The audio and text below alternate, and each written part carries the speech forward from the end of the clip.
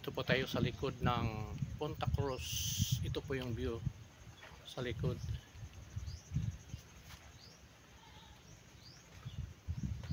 Yan po, dagat.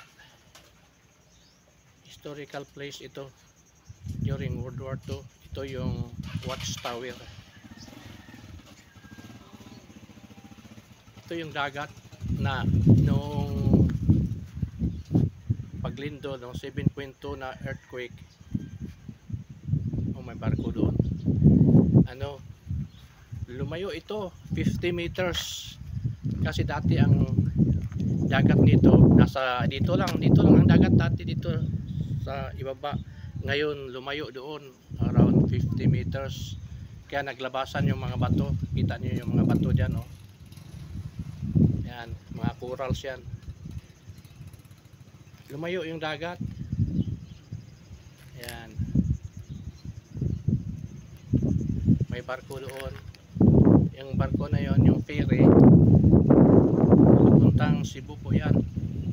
Ferry boat galing ng Tagbilaran papuntang Cebu. Ayan,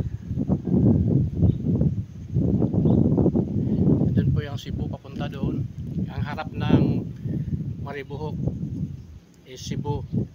Yung isla na yan nakikita dyan, oh. Cebu yan, papunta doon. So nandito tayo sa likod ng Punta Cruz, Maribohok, Bohol. Ito po yung view, ang ganda. Yan po.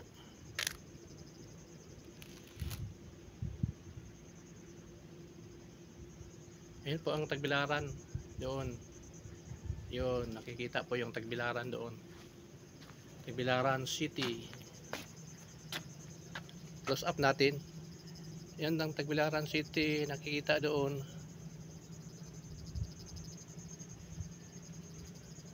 Yun, mga bahay doon, no? Yun ang Tagbilaran City. After Tagbilaran City is Cortez, and then Cortez, Antiquera, and then Maribohok. Yun po ang Panglao. Ayan, Panglao at saka Dawis.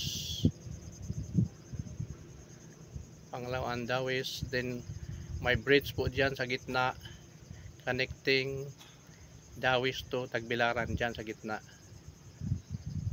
connecting Dawis to Tagbilaran.